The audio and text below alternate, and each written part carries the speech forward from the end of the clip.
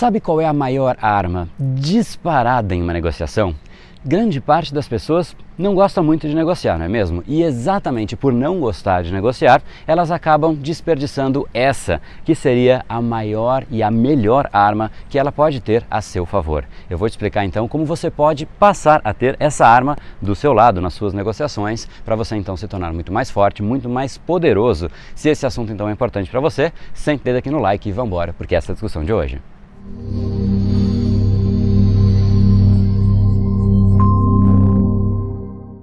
Fala pessoal, André do Brain Power, Academia Cerebral, criador do método Neuropersuasão, e esse é mais um dos capítulos dessa minissérie diária e especial sobre neuropersuasão, que tem como intenção te preparar e aquecer para o nosso workshop online chamado Semana da Neuropersuasão, e você pode se inscrever gratuitamente aqui em neuropersuasão.com.br. Vai ser uma semana de aulas, e-book, PDF, uma série de materiais para te ensinar em muito mais profundidade o método Neuropersuasão e você então aprender como aumentar o seu poder de persuasão, de influência, de carisma. Afinal, como eu sempre digo, tudo que você quer está do outro lado da persuasão. Hoje então a gente vai falar sobre como você pode ter mais poder em uma negociação. Qual é a maior arma que te confere poder? Exatamente como aconteceu com o Milton Bonassi, que é médico radiologista, e nas palavras dele, é incrível como você passa a ter um processo passo a passo e negocia com muito mais resultados e sem aquelas emoções negativas que antes impactavam. E é exatamente isso que eu vou te mostrar então no capítulo de hoje. Basicamente, as pessoas, como eu já disse, não gostam de negociar, pelo menos em grande parte das pessoas, e exatamente por isso elas deixam então as negociações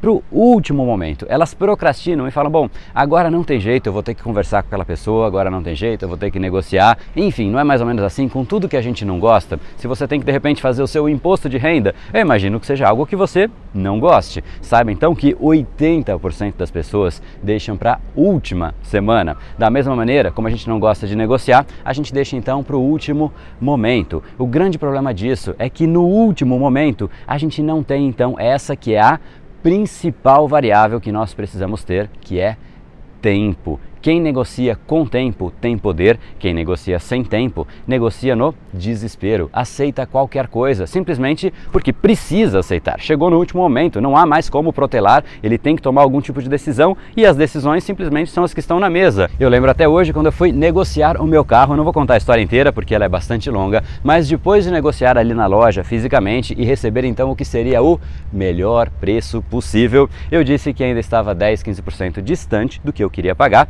mas que estava tudo bem, eu não estava com pressa, eu poderia então esperar a virada de ano, porque eu sei que na virada de ano esse valor costuma baixar uns 15%, mas eu disse para o vendedor que se ele tivesse alguma promoção até a virada de ano, que tudo bem, que ele poderia me avisar, ou disse ainda que se ele precisasse dessa venda para fechar o mês, porque eu simplesmente estava ali com dinheiro na mão, era só ele me ligar que simplesmente eu ia lá e pagava à vista. Aí ele disse que, poxa, era o último carro que ele tinha, que ele não sabia se ia receber outro, todas aquelas histórias que a gente já conhece. Eu agradeci a preocupação dele e efetivamente eu disse que realmente eu ia aguardar o preço cair uns 10, 15% mesmo assim. E foi embora.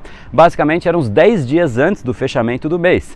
Passou uma semana e ele me ligou e disse que aquele carro estava basicamente dentro de uma promoção, dentro de uma oferta e ele conseguiria baixar 8%. Eu fechei simplesmente na hora, não era 8 a 10, né? Não é 2% adicional que faria a diferença, então eu falei, não, tudo bem, está fechado. Então, por que é que eu consegui estes 8% simplesmente em cima do tal melhor preço? Porque simplesmente eu mostrei total desapego com o tempo, com a urgência. Ele tentou colocar todos os argumentos de tempo e para mim simplesmente não me afetavam. E realmente não me afetavam, não fazia nenhum sentido para mim e não tinha uma necessidade que urgia para eu ter aquele carro. Então o tempo estava do meu lado e não do lado dele. Teoricamente, ele tem todas as variáveis, ele tem o carro, ele sabe os preços, ele sabe as margens e eu simplesmente tenho que ir lá e pagar.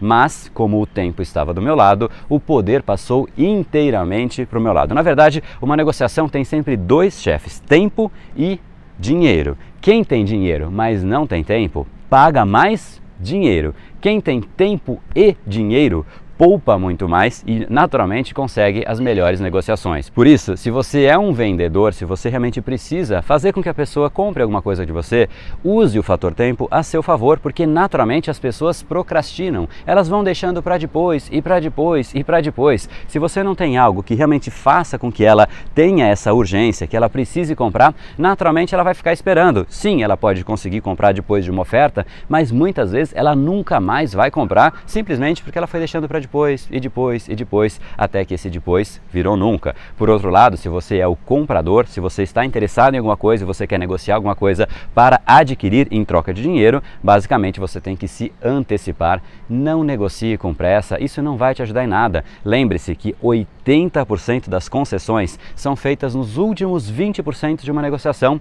Então, se você não consegue chegar nesses 20% finais da negociação, porque simplesmente você chegou e precisava fechar, você perdeu então, você desperdiçou aquele período da negociação em que você pode ter concessões. E se a outra pessoa percebe então que você está ali no desespero, aí simplesmente já era, você não vai ter concessão nenhuma, simplesmente porque o subconsciente da outra pessoa percebe que você precisa fechar aquilo de qualquer maneira, a qualquer custo, e aí ela simplesmente nem se esforça. Não é algo que talvez seja pensado, às vezes sim, às vezes não, às vezes é simplesmente, poxa, o cara tá realmente precisando, toma aqui, leva, acabou, né? E automaticamente você perdeu essa chance então de ganhar uma margem adicional um pouco a mais. Pense em qual dos lados você está, porque naturalmente a gente está sempre dos dois lados. Tem hora que a gente está vendendo alguma coisa, seja um projeto, seja uma ideia, e tem hora que a gente está sim negociando para adquirir. E lembre-se que é no subconsciente que você precisa agir. Então, se você quer mais dicas, mais ferramentas, mais técnicas ou um método para realmente acessar o subconsciente de uma outra pessoa, não deixa de se inscrever aqui em neuropersuasão.com.br. E agora, para a gente encerrar, eu deixo vocês com as palavras do próprio Milton Bonassi, para você ver então os efeitos de tudo isso que a gente falou agora, de como você pode realmente ter muito mais controle emocional, muito mais desapego daqueles fatos que teoricamente poderiam colocar a gente numa situação de descontrole, porque realmente quando você conhece tudo isso, você fica muito mais centrado. Afinal, tudo o que você quer está do outro lado da persuasão. No brain, no gain. Até o capítulo de amanhã.